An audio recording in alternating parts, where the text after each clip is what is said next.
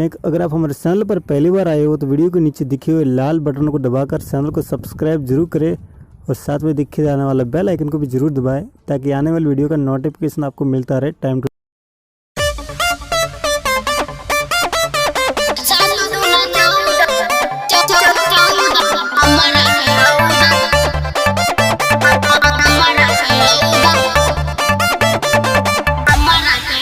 खाली चुमा लेके छोड़ दे राजा जा, कल सुबह बजै हा बैंड बाजा जा, कल सुबह बजै हा बैंड बाजा। आज चुमा लेके छोड़ दे राजा जा, कल सुबह बजै हा बैंड बाजा। आज देहिया के हमरा रहे दा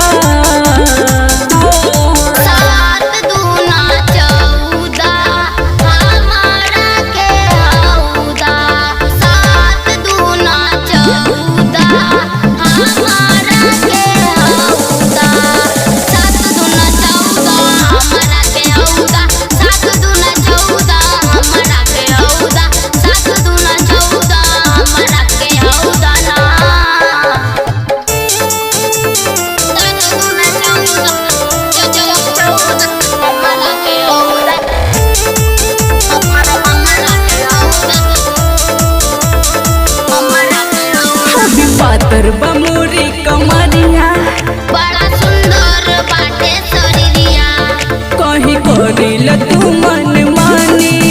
आज कोटे तोर जवानी हबी पातर बमोरी कमरिया